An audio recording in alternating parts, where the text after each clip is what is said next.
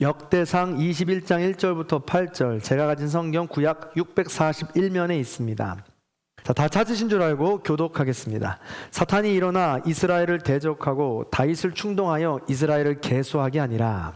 다윗이 요압과 백성의 지도락에 이르되 너희는 가서 브엘세바에서부터 단까지 이스라엘을 계수하고 돌아와 내게 보고하여 그 수요를 알게 하라 하니, 요압이 아뢰되 여호와께서 그 백성을 지금보다 100배나 더하시기를 원하나이다.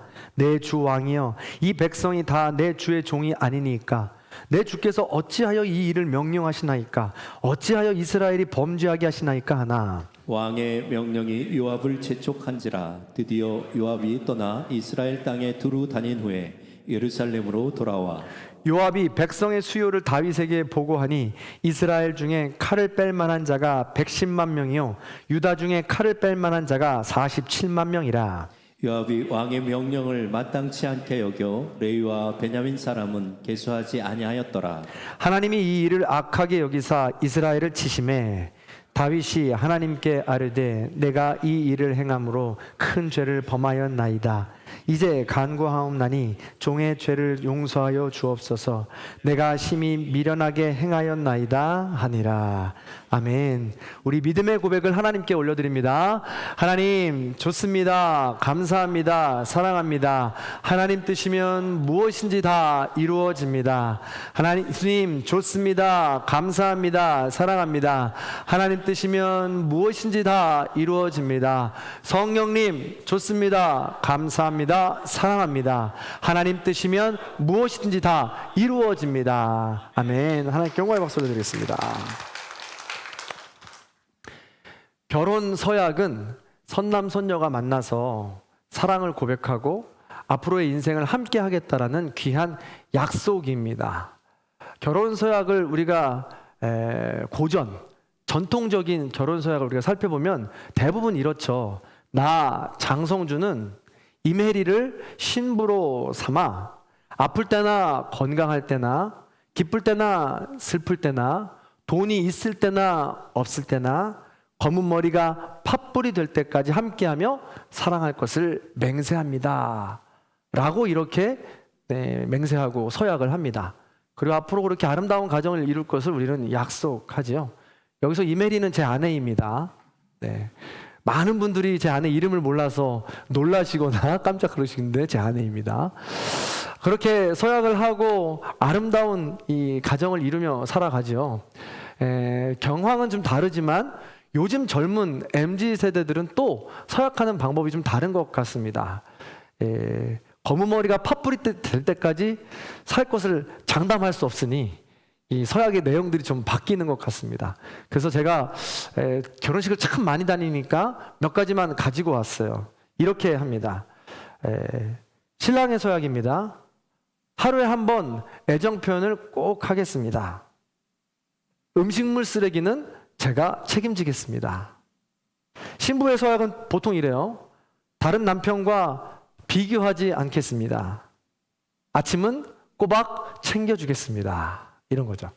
음식물 쓰레기나 아침은 꼬박 챙겨주겠다라는 것을 보면 아직은 우리나라 정서가 조금은 좀 남아있는 것 같습니다. 어찌됐든 시간이 지나도 이 서약의 본질은 무엇인가를 우리는 기억해야 되는 것이죠. 예전에 전통적인 서약을 보아도 지금 요즘 MZ세대들이 하는 이 서약을 보아도 사실은 내가 결혼하게 되는 내 아내를, 내 남편을 존재 자체를 있는 그대로 앞으로 사랑하며 살아가고 싶습니다 라는 마음이 본질인 것이죠. 그 본질을 가지고 서로 약속을 하여서 서로의 것을 예의 갖고 지켜주면서 앞으로 살아가겠다라는 뜻입니다. 쌍방인 것이죠. 다윗의 언약도 마찬가지입니다. 우리는 지난 시간 다윗의 언약을 나누었는데 다윗의 역대상에서의 어마어마한 이 양은 중심은 다윗의 언약이라고 했습니다. 성전을 짓고 호화스러운 곳에 앉아서 궁전을 짓고 이 언약궤를 바라봅니다. 천막이 덮여져 있는 언약궤를 바라보면서 마음을 두죠.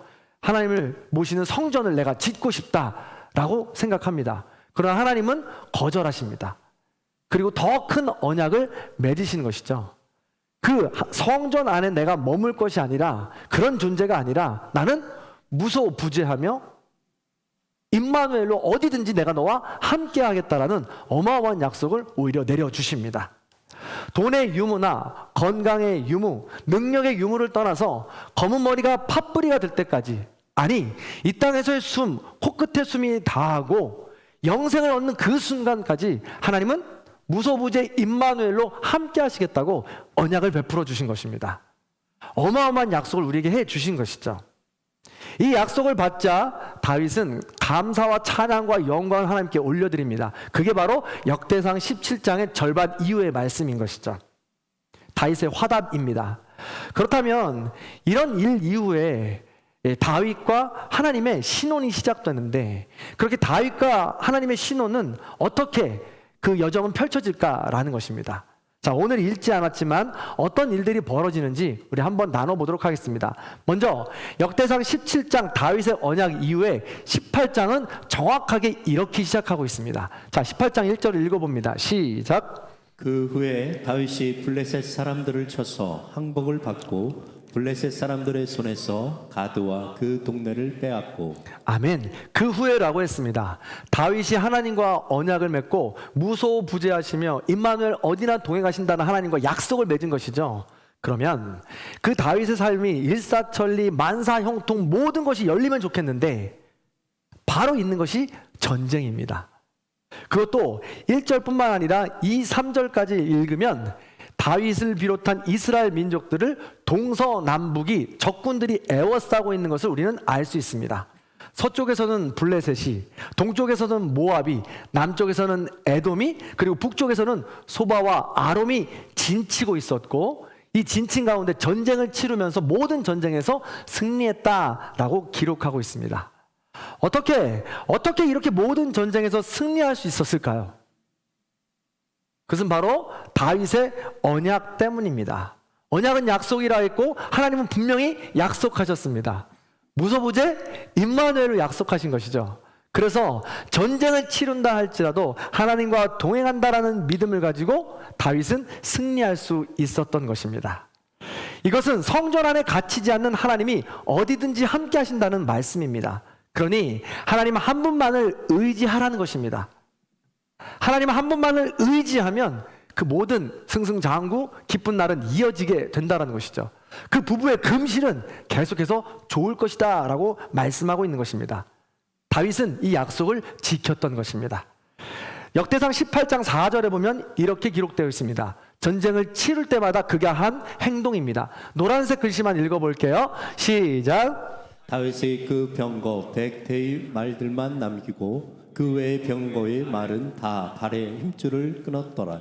전쟁 시대에는 병거가 전쟁에 목숨을 걸 수 있는 생명의 원동력입니다. 생명이죠. 당연히 병력은 많으면 많을수록 좋습니다. 그런데 그들의 병거의 말을 다 지금 힘줄을 끊었다고 지금 기록하고 있습니다. 이것은 하나님 한 분만을 의지하겠다라는 다윗의 믿음의 증표입니다. 약속의 증표이죠. 이따 이후에 살펴보도록 하겠지만 이것이 첫 번째 다윗의 믿음의 증표였던 것입니다. 그랬더니 뭐라고 하나님이 대답하시냐? 6절에 이렇게 기록하고 있습니다. 다윗이 어디로 가든지 여호와께서 이기게 하시니라. 무슨 전쟁을 치르든지 이기게 하시니라 라고 기록하죠. 하나님은 다윗과 맺은 언약을 지켜주십니다. 역대상 18장 11절엔 또 이렇게 기록하고 있습니다. 자, 노란색 글씨만 또 읽어볼게요. 시작. 모든 이방 민족에게서 빼앗아온 은광과 함께하여 드리니라. 아멘. 전쟁을 통하여 얻은 모든 전리품을 지금 하나님께 드리고 있습니다. 여러분, 목숨을 걸고 전쟁에서 승리하여 얻은 전리품은 당연히 승자의 것입니다. 그것은 전쟁이 만연하던 시대에는 당연한 원리이고 보상이었습니다. 이것이 없다면 전쟁을 치를 이유가 없는 것이죠. 또 이것을 통하여서 점점 세를 넓혀가고 생명을 연장하고 확장해 나가는 것입니다. 우리의 가족들을 지키는 것이죠. 그런데 다윗은 지금 전리품으로 얻은 모든 것들을 지금 하나님께 바쳤다라고 기록하고 있습니다.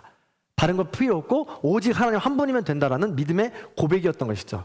그랬더니 또 역대상 18장 13절에 이렇게 기록하고 있는 거죠. 다윗이 어디로 가든지 여호와께서 이기게 하셨더라. 이기게 하셨더라. 하나님은 다윗과 맺은 언약을 그렇게 지키고 있는 것입니다. 뿐만 아니에요. 그렇게 병거, 말 심줄을 끊고 은금을 하나님께 바치면서 전적으로 하나님께 의지하고 있죠. 뿐만 아니라 14절에 보면 다윗은 온 이스라엘을 다스려 모든 백성에게 정의와 공의를 행하고 있다고 이야기하고 있습니다. 폭군이 아니었어요. 다윗은 성군이었습니다. 그래서 자신과 함께하는 많은 사람들에게 정의와 공의, 또 약자들에게 정의를 베풀었다라는 것입니다. 그래서 그 이후에 보면 많은 사람들을 다윗의 동역자로 얻습니다. 그래서 그 공동체는 태평성대로 나아가고 아름다운 공동체를 이루게 되었다라는 것이죠. 그야말로 하나님과의 언약을 맺고 신혼을 아주 달콤하게 꿈처럼 지금 보내고 있는 다윗의 여정인 것입니다. 완벽한 공동체를 만들어가고 있는 것이죠. 나무랄 데 없는 성공인 것입니다. 그런데요, 우리 모두의 인생을 돌아보시기 바랍니다.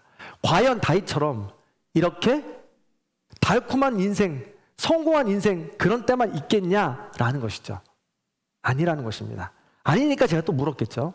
자, 오늘 본문 1절 말씀입니다. 같이 한번 읽어볼게요. 읽습니다. 시작. 사탄이 일어나 이스라엘을 대적하고 다윗을 충동하여 이스라엘을 계수하게 하니라.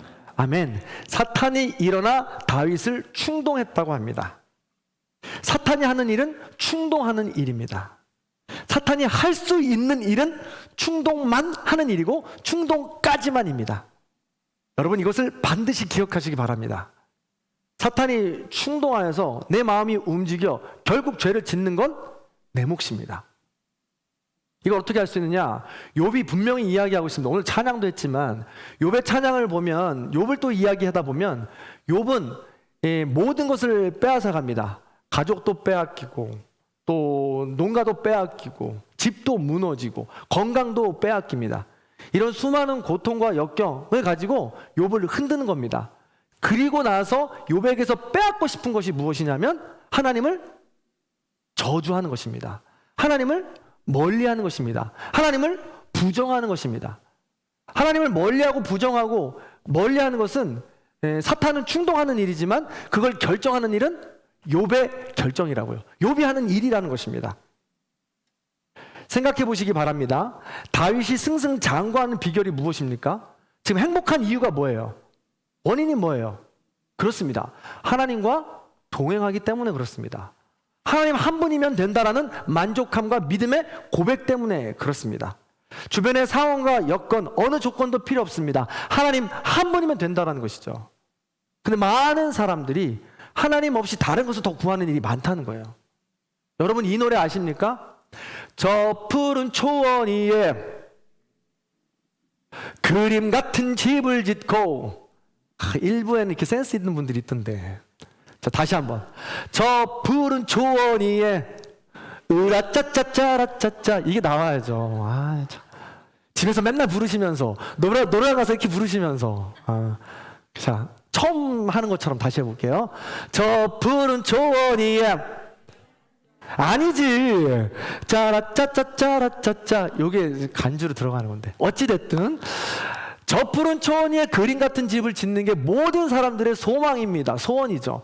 그래서 어떻게든 내가 불철주야 열심히 노력해서 돈을 벌어가지고 좋은 집을 짓고 살고 싶은 거 아니겠습니까? 그런데 이 노래의 핵심은 그림 같은 집, 초원에 짓는 것, 거기가 끝이 아니에요. 그 다음 가사죠. 그 다음 가사가 뭐예요? 사랑하는 우리님과 한평생 살고 싶네. 이거 아니겠어요? 이 노래의 완성은 사랑하는 우리님과 함께 하고 싶은 거예요. 그림 같은 초원 같은 그 집에 그렇게 살고 싶다라는 것이죠. 다윗은 처음엔 그렇게 살았어요. 저 푸른 초원 위에 그림 같은 집을 짓고 하나님과 함께 내 평생 살고 싶네, 그거면 족하네 라고 고백했던 것이죠. 그래서 우리가 설교 초반에 나누었던 그 믿음의 여정들을 걸어간 것입니다. 그 믿음의 여정이 그냥 건 게 아니에요. 걸어간 게 아니에요. 병거의 말을 심줄을 끊고요, 은금을 바친 게 그냥 한 게 아니라고요. 신명기에 보면 왕의 자질로서 반드시 지켜야 되는 덕목이 나옵니다. 그 덕목을 다윗은 지킨 거예요. 하나님과의 언약을 지킨 거라고요. 신명기 17장 16절 17절에 이렇게 기록돼요. 왕의 자질은 첫 번째, 병마를 많이 두지 말라. 왜? 네가 나를 의지하지 않고 군사를 의지할까 봐. 두 번째, 아내를 많이 두지 말라. 왜? 아내를 많이 두기 시작하면 거기에 미혹되고 우상을 섬길까 봐. 세 번째, 은금을 많이 쌓지 말라라고 이야기합니다. 왜요? 여러분 말하지 않아도 않잖아요. 은금에 우리의 모든 마음이 있기 때문에 그렇습니다. 이 세 것에 집중하다 보면 하나님이 사라지는 거예요. 그림 같은 집, 초원의 위의 집, 그림 같은 집만 남는 겁니다. 본질은 지금 사라지게 된다는 것이죠. 다윗은 지금 하나님과 무소부재, 임마누엘의 언약을 맺고 병거를 끊었습니다. 은금을 바쳤습니다. 아내를 적게 둔 것이죠. 그 당시 말입니다. 그런데 사탄이 가만두지 않는다는 거예요. 인간의 본성을 흔든다는 것입니다. 이스라엘을 계수하라고 이야기하고 있습니다. 인구조사입니다. 고대 근동에서 인구조사를 하는 이유는 물론 인구조사라는 것이 하나님께서 원하시기도 한 적도 있습니다. 그런데 인구조사의 본래 목적은 첫 번째, 이 군대를 모집하는 일 때문이었습니다. 가장 큰 목적이 바로 이 군대의 징병이죠. 두 번째는 조세를 부과하고 세 번째는 부역을 부과하기 위해서 했던 것입니다. 한마디로 자기 욕심을 채우기 위한 방법으로서 백성들의 고열을 짜내는 것이었습니다. 더 나아가서 자기 과시를 위해서 백성들의 허리를 휘게 만드는 일이 바로 이 인구조사였다는 것입니다.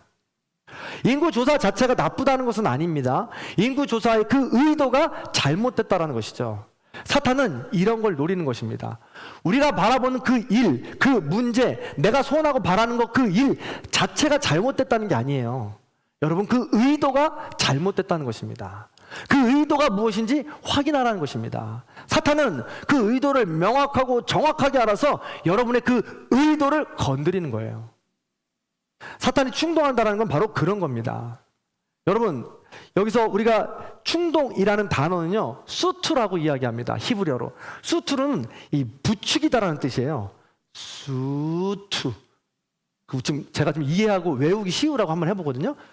부추기다라는 뜻은 살살 부추기는 거예요. 그리고 다른 말, 우리말로 뭐 어떤 말이 있냐면 쑥 찔러보는 거예요. 사탄이 그냥 얘 지금 들어가나 안 들어가나, 내 방법이 지금 먹히나 안 먹히나 쑥 찔러보는 것이죠. 수투. 이게 사탄이 하는 일이에요. 우린 지금도 그런 시대를 살아가고 있습니다. 혹시 아시나 모르겠는데 유튜브, 우리가 핸드폰을 이렇게 들고 다니잖아요. 핸드폰을 들고 다니면 핸드폰을 옆에가 두면 우리가 이야기할 때 이 핸드폰이 우리의 이야기를 듣고 있어요. 음모 같죠? 자, 보세요.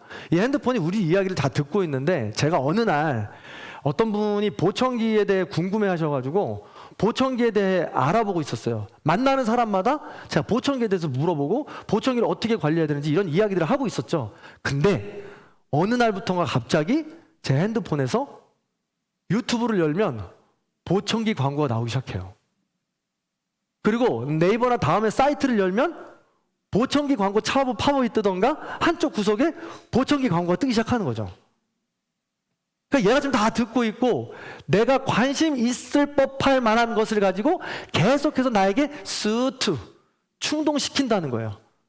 그리고 결국 저는 나중에 이 광고들을 보면서 넘어가겠죠. 그리고 입맛에 맞는 광고 하나를 선택해서 보청기를 사야겠죠. 이런 겁니다. 여러분들이 지금 보고 있는 유튜브나 모든 뉴스들이 그럴 가능성이 높다라는 거예요. 내가 하고 있는 이야기, 또 내가 좋아하고 선호하는 이야기들이 유튜브의 알고리즘을 통해서 우리에게 다가오고 있는 것이죠. 그래서 그 많은 것들을 분별하지 않고 사실 여부를 확인하지 않으면 우리는 그 충동에 날마다 넘어간다는 거예요. 사단이 사용하는 아주 중요한 방법 중에 하나다라는 것이죠. 그래서 사단이 그렇게 충동하면 사단이 충동만 하잖아요. 그 다음에 그 충동을 받아서 우리는 엄청 발빠르게 움직입니다. 죄의 길로 나아간다는 거예요. 어떻게 할 수 있느냐? 오늘 본문 4절의 말씀이 힌트입니다. 자, 4절의 말씀을 같이 읽어봅니다. 시작. 왕의 명령이 요압을 재촉한지라. 아멘. 그렇습니다. 사탄이 처음 다윗을 충동할 때를 보면 1절과 2절과 3절 정도 되잖아요. 그때는요, 충신이었던 요압과 함께 대화를 합니다. 왕이시여, 인구조사는 백성이 기뻐하지 않는 일이며 하나님이 기뻐하시는 일이 아닙니다. 안 하면 안 되겠습니까? 충원을 하죠. 간언을 합니다. 그런데 4절 오고서부터 그 충동에 흔들려서 그 사단 마귀의 충동에 홀딱 넘어가서 지금 요압을 재촉한다고 하고 있습니다. 사단의 충동에 넘어가면 제일 먼저 드러나는 특징이 조급해진다는 거예요. 내 욕심에 이루어지지 않으면 어떡하나, 빨리 이루어졌으면 좋겠다, 참지 못하고 인내심 없이 조급해진다는 겁니다. 더 나아가서 내 힘을 쓰는 거예요. 여기서 지금 왕의 명령이 요압을 재촉하지나 하잖아요. 근데 원래 히브리어로 보면 하자크라는 뜻인데 강압하다라는 뜻이 있습니다. 사단의 충동에 넘어가면 내가 가지고 있는 힘으로 상대방을 누르고 싶다는 거예요. 누르는 지경까지 나아가게 된다는 것입니다. 그래서 지금 다윗은 너 조용히 해. 인구조사를 내가 한다고. 왕이 하고 싶어 하는 거라고. 그냥 바로 진행해! 하고 지금 강압하고 있는 것입니다. 폭력의 시작인 것이죠. 이처럼 사탄의 충동이 왔을 때 우리는 멈추지 못하고 다른 사람이 되어갑니다. 사탄의 충동은 자기 중심성으로 보통 자기 만족이 채워질 때까지 멈추지 않고 나아가게 됩니다. 그 결말은 어때요? 그 결말은 보나마나 불보듯 뻔한 일입니다. 자멸이죠. 파멸입니다. 처음에는 분명 옳고 그름을 아는데 결국은 사탄의 충동에 못 이겨서 내가 스스로 죄의 길에 움직이기 시작한다는 것입니다. 근데 우리는 꼭 이야기하죠. 사탄이 나를 움직여서 그래. 그 사람 때문에 그래. 모든 핑계와 원리를, 불만을 다른 사람에게 된다는 것입니다. 기억하세요. 충동은 사단이 하지만 그걸 인도하고 그거를 걸어내는 것은 우리 자신이라는 것을. 그런데 이 사탄의 충동은 한 번도 멈춘 적이 없습니다. 태초 시작될 때부터 말입니다. 뱀이 나와서 하와를 충동했습니다. 저 선악과를 먹으면 하나님처럼 될 수 있다라고 자기 만족을 위해 달려가게 했습니다. 사탄의 충동에 본격적으로 반응하기 시작했고 하와는 아담과 함께 그 선악과를 따서 먹었습니다. 저 선악과를 먹으면 하나님과 같이 된다라고 충동한 것은 사단이지만 그 선악과를 따서 먹은 것은 바로 아담과 하와라는 거예요. 그걸 우리는 분명히 구분할 수 있어야 된다는 것입니다. 제나라 위왕이 초나라와 전쟁 중에 수세에 몰리게 됩니다. 그때 위왕은 순후곤이라는 사신을 이 조나라에 보내서 원정을 요청합니다. 원군을 요청해요. 그럼 우리가 살 수 있으니까. 근데 이 순후곤이 엄청 어려운 사신의 사절단의 일을 잘 마무리하고 원군을 요청해서 전쟁에서 승리하게 됩니다. 그래서 위왕은 이 순후곤을 데려다가 큰 잔치를 베풉니다. 그러면서 이 왕이, 제나라 위왕이 술을 엄청 좋아하거든요. 주색 잡기에 능한 사람이었습니다. 그러니까 술판을 벌여가지고 어마어마하게 잔치를 베풀어 술을 먹게 합니다. 그러면서 한참 취할 때쯤에 제나라 위왕이 순후곤에게 이렇게 묻습니다. 자네 주량이 얼마나 되나? 라고 묻습니다. 그랬더니 순후곤이 한참 고민하더니 대답하는 거예요. 그 당시에 이 위왕이 주색 잡기를 좋아했기 때문에 많은 사람들이 충원을 하고 싶었어요. 근데 아무도 못하고 있었던 것이죠. 왕이니까요. 그때 순후곤이 이렇게 대답합니다. 주극 즉 란이요 낙극 즉 비입니다 라고 대답해요. 무슨 뜻이냐면 세상 이치가 술을 극도에 이르도록 마시면 어지럽고 즐거움이 극도에 닿으면 슬퍼집니다 라고 대답한 거예요. 이 중간에 내용이 좀 더 많은 내용들이 있는데 요약하자면 그런 것입니다. 왕에게 지금 옆으로 찌르는 거예요. 지금 그렇게 술을 마시고 퍼대고 주량이나 재고 있으면 그것에 의해서 그 즐거움 실수하게 되고 어지럽게 되고 몸을 망가뜨리게 된다는 것입니다. 즐거움도 마찬가지예요. 자기 만족만을 위한 즐거움만을 채우며 살아가노라면 결국은 슬픔에 빠진다는 것입니다. 순후곤은 정확하게 알았던 것이죠. 욕망을 알았던 것입니다. 그래서 이 어찌됐든 자기 만족을 위한 이 충동의 선택 최종 결과는 결국 파멸이라는 것을 우리에게 알려주고 있는 것입니다. 사탄은 처음에 충동하지만 인간은 속도를 붙이고 결국 멸망의 길을 걷게 되는 것입니다. 이것을 반드시 기억하시기 바랍니다. 그런데 이 멸망의 길을 걸어가는데 그런 모습을 보고 안타까워하시는 분이 있습니다. 끝끝내 슬퍼하시는 분이 있습니다. 끝끝내 부르시는 분이 있다는 것이죠. 기회를 주시는 분이 있습니다. 그 누굴까요? 누굴까요? 그렇습니다. 하나님이십니다. 자, 오늘 본문 7절입니다. 7절 말씀 같이 한번 읽어볼게요. 읽습니다. 시작. 하나님이 이 일을 악하게 여기사 이스라엘을 치심해. 아멘. 하나님이 심판하십니다. 이스라엘을 치십니다. 심판이 오기 전에 다윗은 지금 깨닫습니다. 다윗은 그만큼 민감하고 죄에 대해 예민했던 사람이기 때문에 그렇습니다. 그런데 오늘 본문만을 보면 약간의 전후 사정이 다르긴 합니다. 모든 걸 다 차치하고 이런 것과 같습니다. 믿음이 좋으신 우리 부모님들이 가끔 이렇게 이야기합니다. 제가 믿음 생활을 제대로 하지 못하고 있거나 지금 해이해진 모습을 보면 뭐라고 보통 말씀하세요? 이 녀석! 하나님께 혼나면 어떡하려고? 정신 차려! 너 하나님께 크게 매 맞으면 어떡하려고? 매 맞고 돌아오지 말고 지금 돌아와. 지금 잘해. 라고 이렇게 이야기합니다. 이런 말씀 많이 들어보셨죠? 그래요? 저만 들어봤나요? 네, 많이 들어보셨을 것 같은데요. 네. 이런 말씀 갖고 이야기한다는 거예요. 그러면 그때 나의 잘못을 깨닫고 회개하고 돌아서는 것입니다. 하나님 앞에 엎드리는 것입니다. 그래서 다윗은 아차 싶어서 중요한 선택을 합니다. 그게 바로 8절이죠. 자, 8절의 말씀입니다. 8절의 말씀 노란색만 같이 읽어봅니다. 시작. 이제 간구하옵나니 종의 죄를 용서하여 주옵소서. 한 번 더 시작. 이제 간구하옵나니 종의 죄를 용서하여 주옵소서. 나의 마음을 담아서 한 번 더 시작. 이제 간구하옵나니 성준이의 죄를 용서하여 주시옵소서. 아멘. 다윗의 아주 큰 장점 중에 하나입니다. 사윗이 날마다 충동하지만 사탄이 날마다 수투하지만 다윗은 그때마다 돌아섰습니다. 그때마다 회개했습니다. 그때마다 하나님 앞에 엎드렸습니다. 이게 다윗의 가장 큰 장점이죠. 세상 사람들이 보면 그럴 거예요. 예수 그리스도를 믿는 그리스도인은 쫄보 같아. 뭐 하나 잘못한 게 있으면 쪼르르 달려가서 하나님 앞에 잘못했다고 기도하고, 뭐 하나 그랬으면 소심하게 아무것도 남자답게 대범하게 하지 못하고, 그렇게 이야기하는 경우들이 왕왕 있습니다. 그런데요, 저는 장담컨대 하나님 앞에서의 쫄보가 세상 사람들 앞에서 과시하는 그 능력자보다 훨씬 낫습니다. 반드시 기억하십시오. 정말 지혜로운 사람은 하나님 앞에서 쫄보로 사는 사람입니다. 죄에 민감하게 사는 사람입니다. 그 죄에 민감하게 살아 날마다 사단이 충동하는 나의 부족한 점, 연약한 점을 깨달아서 그때그때마다 돌아서는 것이죠.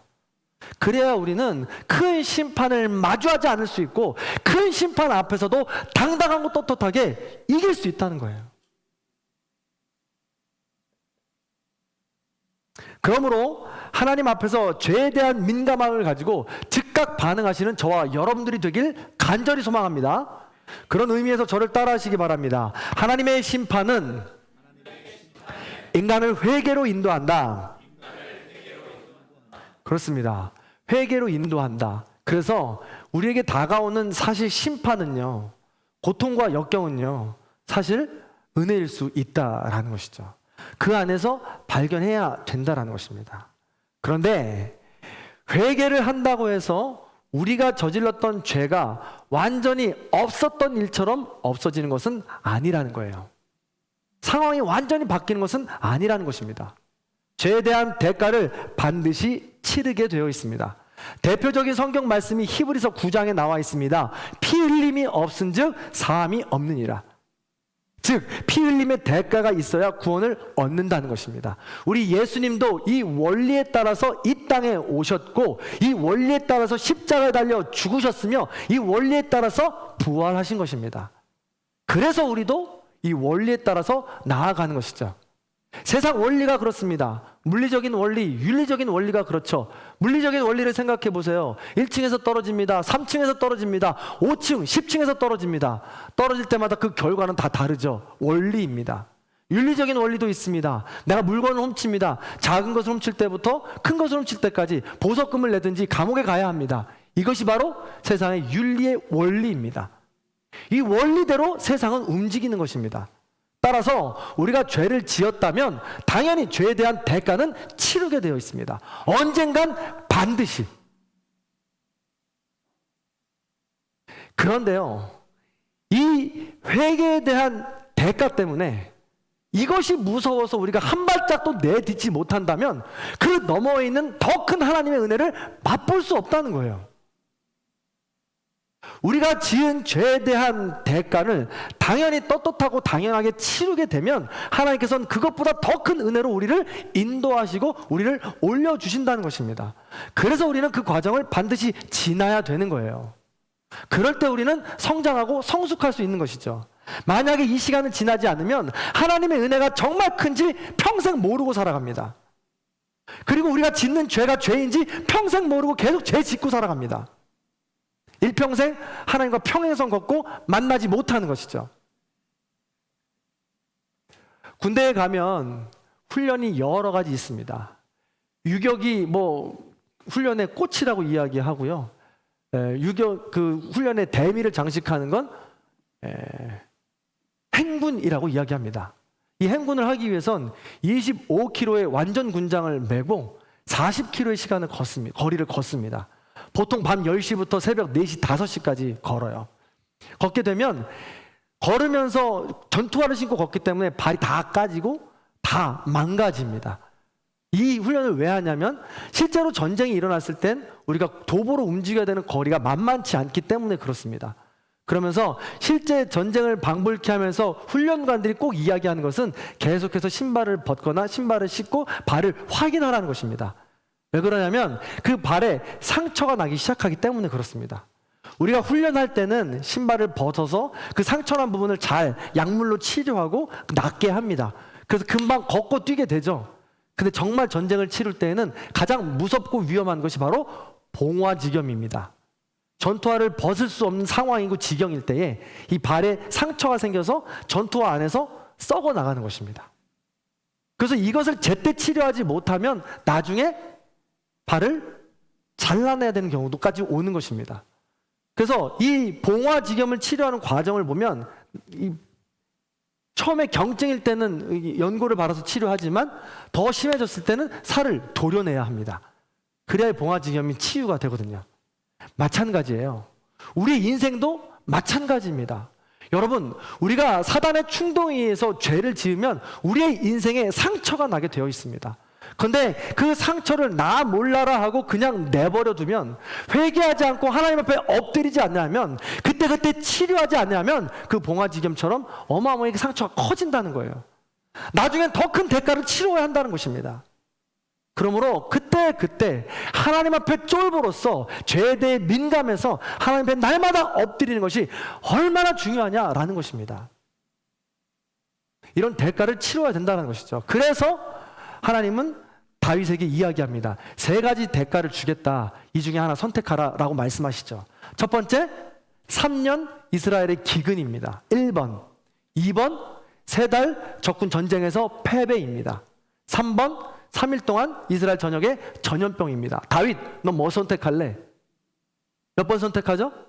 그렇습니다. 3번을 선택합니다. 그래서 모든 이스라엘 백성들이 전염병 때문에 죽어나가기 시작해요. 그래서 몇 명까지 죽어나갈 때 끝나냐면 7만 명이 죽습니다. 이 전염병 때문에. 그렇게 전염병이 일어나서 사람이 죽어나가기 시작할 때 다윗은 베옷으로 갈아입습니다. 장로들과 함께 무릎 꿇습니다. 하나님께 간절히 기도하게 되죠. 그 모습을 보면서 하나님께서 돌이키게 되는 것입니다. 근데 너무너무 중요한 것은, 하나님 잘못했습니다. 제가 죄를 지었는데 저들이 무슨 잘못이라고 저들을 용서하여 주시고 그 모든 죄를 저에게 덮여씌워 주십시오. 제가 감당하겠습니다. 라고 기도해요. 이게 바로 다윗이 해야 될 회개 기도죠. 누구든 그렇습니다. 우리가 회개 기도를 시작할 때, 하나님 저 사람 어떻게 좀 회개해 주세요. 저 사람이 잘못했습니다. 내 인생 왜 이렇습니까? 그렇게 기도하는 거 아니에요.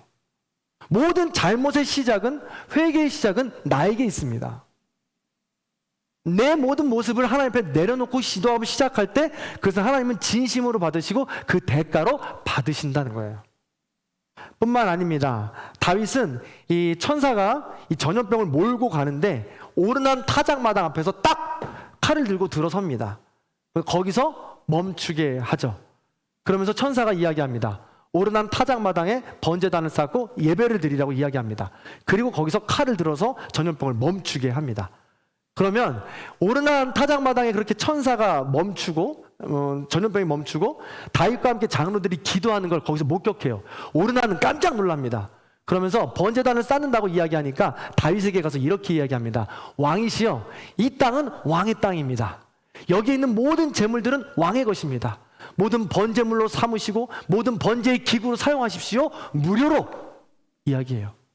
근데 다윗이 뭐라고 합니까? 당치도 않은 이야기다.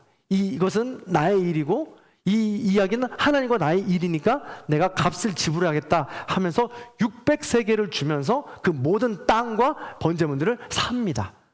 대가를 치른다는 것이죠. 그리고 그곳에서 하나님께 번제를 드립니다.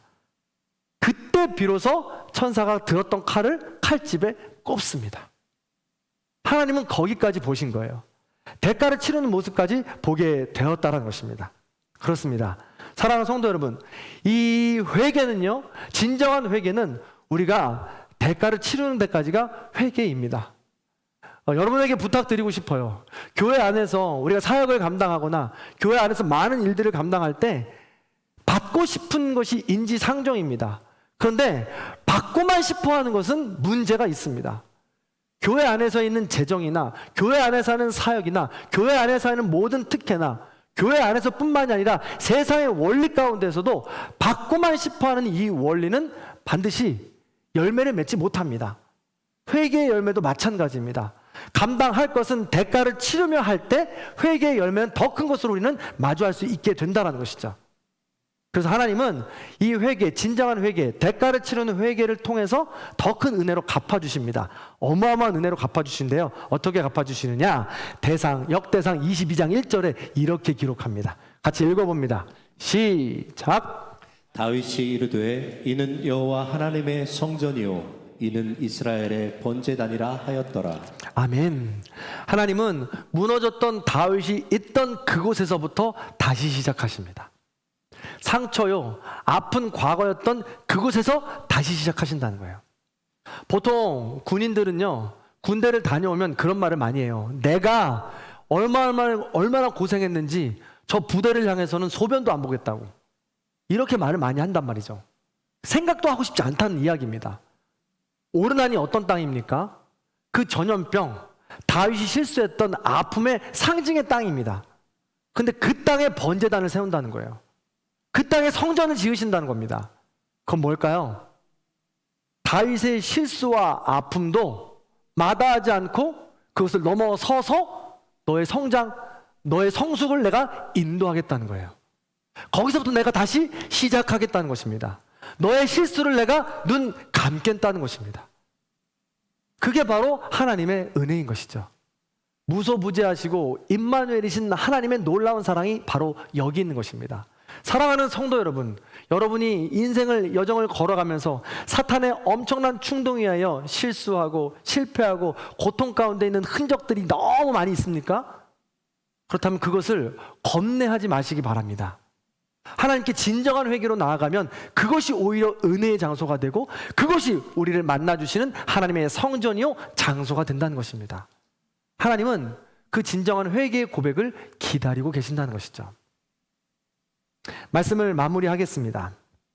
여러분의 삶에도 얼마나 많은 상처와 아픔과 실수가 있습니까? 사람이라면 당연합니다. 태초부터 시작된 사단의 충동인데 여기서부터 자유할 사람이 그 어느 누가 있겠어요? 사단의 유혹, 사단의 참소, 사단의 충동은 당연하다고요. 그러나 하나님은 거기에 멈추지 않길 원하십니다. 다시 일어나길 원하십니다. 그 너머에 있는 은혜와 사랑을 기대하고 의지하며 한 걸음 더 나오길 원하신다는 것이죠. 그렇게 하나님은 우리와 동행하고 싶어 하십니다. 그리고 우리가 꼭 기억해야 할 것은 하나님은 이미 그 전쟁에서 우리에게 승리를 주셨다는 것이고 그 전쟁은 하나님께서 싸우고 계시다는 사실입니다. 오늘 21장 1절을 보시면 아무래도 사탄이 다윗을 충동하고 그 사탄의 목적이 다윗에게 있는 것처럼만 보입니다. 근데 자세히 읽어보면 그렇지 않습니다. 완전 놀라운 반전이 있는데요. 21장 1절을 화면을 보고 다시 한번 읽어보겠습니다. 읽습니다. 시작. 사탄이 일어나 이스라엘을 대적하고 다윗을 충동하여 이스라엘을 계수하게 하니라. 아멘. 사탄의 최종 목적은 다윗이 아니었습니다. 사탄의 최종 목적은 이스라엘이었어요. 이스라엘은 하나님 나라입니다. 하나님 나라 백성이고 하나님을 대항하여 사탄은 싸우겠다는 이야기였습니다. 어떻게요? 무엇을 볼모로? 하나님이 가장 사랑하는 다윗을 볼모로, 다윗을 충동질하여서, 다윗을 통하여 하나님의 마음에 스크래치를, 하나님을 이기고 싶은 욕망을 보여줬다는 것이죠. 그럼 우리 하나님은 어떠십니까? 하나님이 너무나도 사랑하시는 다윗, 내 아들, 털끝 하나라도 상하고 싶어하지 않는 마음에 사단을 향해서 등을 내어주고 보다도 뭐 안아주시는 것입니다. 마찬가지입니다. 사탄이 오늘 저와 여러분을 충동합니다. 쑥 찌릅니다. 그러나 하나님께서는 사탄이 찌르는 그 공격에 우리를 막아주시고, 사탄이 공격하는 그 모든 것들을 막아주시며 하나님 나라를 세워가기를 원하시고 계신 것이죠. 이 싸움의 원리를 기억하시면서 진정한 회개 자리로 나아가시고 부어주신 은혜를 경험하시는 저와 여러분의 삶이 되기를 주님의 이름으로 간절히 축원합니다. 이 오늘 말씀을 기억하면서 너무나도 잘 맞는 찬양이 있는데, 이 찬양을 진실된 마음으로 고백해 보겠습니다. 기도하는 마음으로 우리 함께 찬양하겠습니다.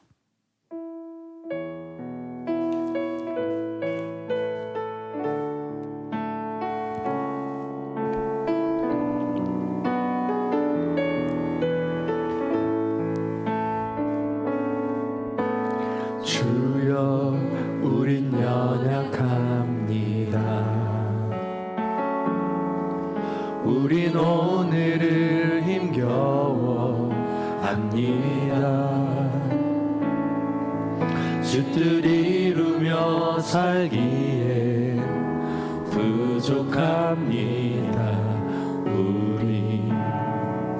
우린 연약합니다. 주여, 우린 넘어집니다. 오늘 하루 또 실수합니다. 주의 긍휼을 구하는 죄인입니다.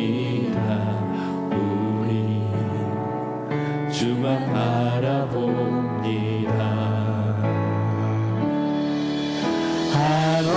한없는 주님의 은혜 온 세상 위에 넘칩니다. 가릴 수 없는 주 영광 온 땅 위에 충만합니다.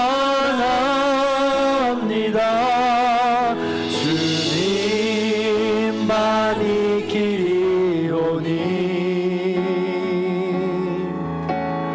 우린 그 길 따라갑니다.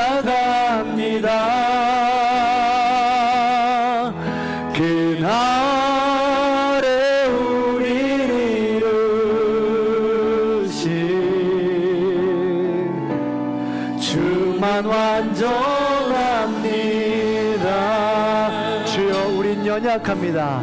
주여, 우린 연약합니다. 우린 오늘을 힘겨워합니다.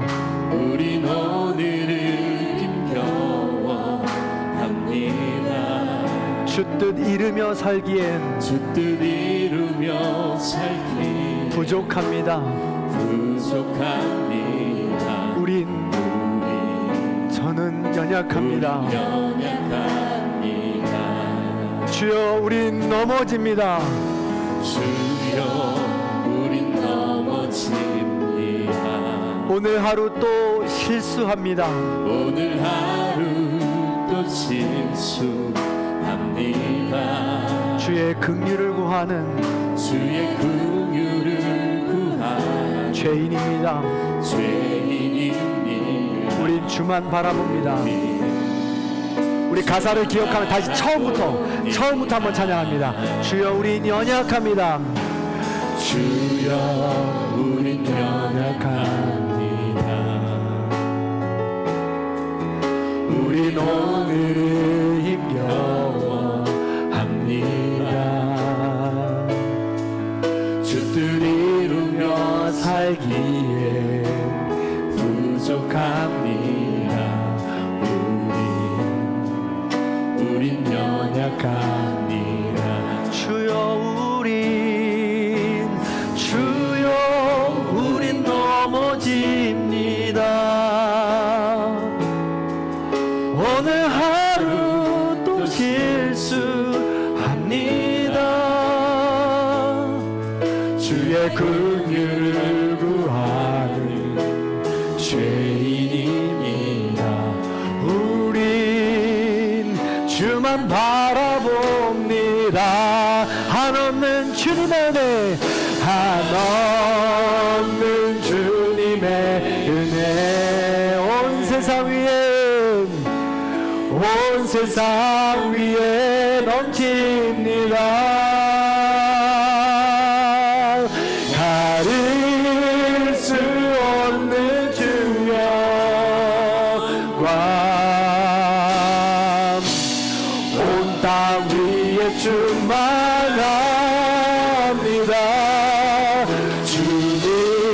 주님만이 길이오니 우린 그를 따라갑니다. 그날에 우리를 이루신 주는 완전, 주님만이 길이오니 주님만이 길이오니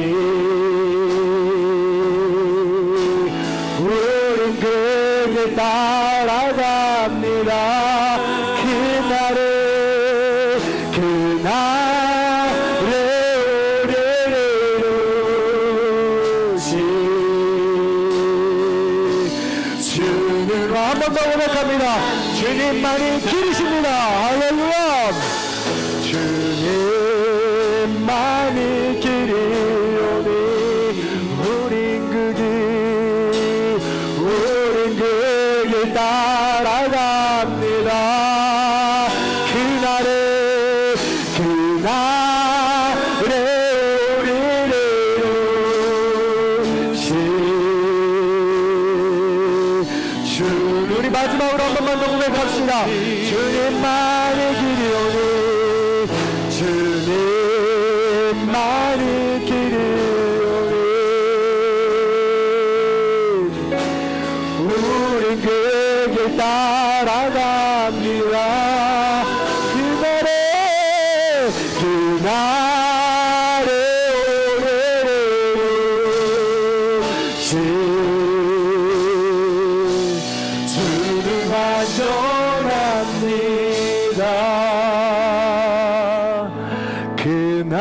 그날에 우리를 이루신 주는 완전합니다.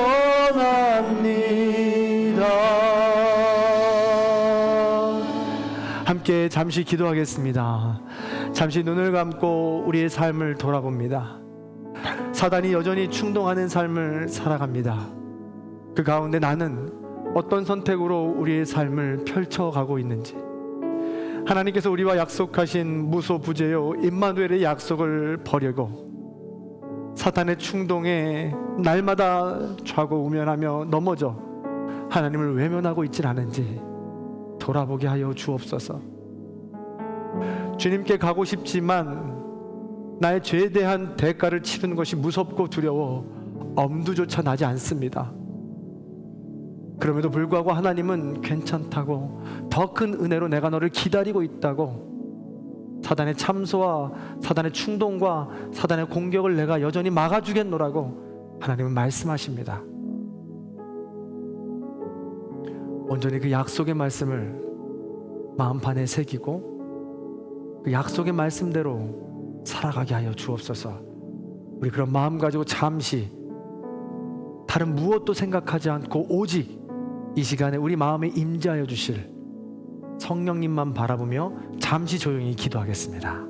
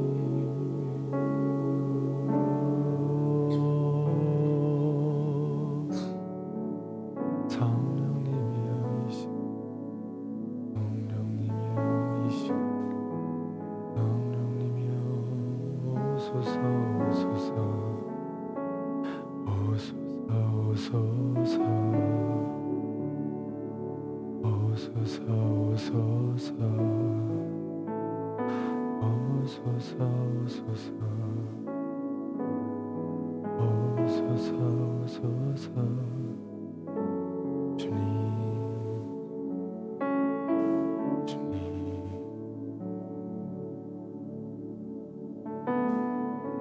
사랑과 은혜가 풍성하신 하나님, 은혜를 진심으로 감사를 드립니다. 사단의 충동에 이기지 못하고 날마다 넘어져 쓰러져 있는 우리를 용서하여 주시옵소서. 그럼에도 불구하고 하나님은 또 다른 언약을 우리에게 약속하시며 다시 일어나라고 말씀하여 주십니다. 괜찮다고 말씀하시며 그 상처를 보다듬어 주겠다고 말씀하십니다. 그 약속의 말씀을 전적으로 믿고 다시 한번 용기 내 일어날 수 있는 우리 모든 성도님들이 되게 하여 주옵소서. 우리가 머물러 있는 그 장소가 하나님께서 부르시는 장소요, 우리가 지금 쓰러져 있는 그 장소가 하나님께서 나를 보호하여 주실 장소며 또 다른 은혜로 일어날 장소임을 믿습니다.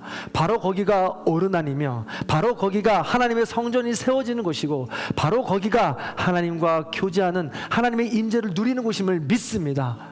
그 약속의 말씀을 잊지 않고 다시 한번 일어날 수 있는 우리 성도님들 될 수 있도록 도와주시옵소서. 6월을 이제 마무리해 가고 있습니다. 2025년 상반기도 그렇게 잘 마무리할 수 있도록 인도해 주시고 2025년 하반기를 시작하면서 다시 한번 다윗과 맺었던 언약을 나와 맺는 언약으로 삼고 일어날 수 있도록 도와주시옵소서.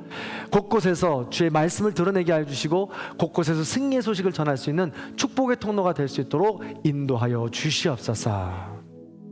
이제는 우리 주 예수 그리스도의 은혜와 하나님 아버지의 극진하신 사랑과 성령님의 감화 감동 교통하심의 역사가 하나님의 임재하심으로 날마다 쓰러져 날마다 실패하고 좌절의 자리에 있지만 사단의 참소를 이겨내고 하나님의 임재를 소망하며 다시 일어나기를 결단하고 소망하는 우리 모든 성도님들 머리 위에, 원근 각처에 흩어져 있는 자녀들과 부모님들 위에, 이 나라 이 민족 위에 장례를 당하고 슬픔 가운데 있는, 다시 그 가족을 만나기로 소망하는 그 모든 유족들 머리 위에 이제로부터 영원토록 함께하옵시기를 간절히 축원하옵나이다.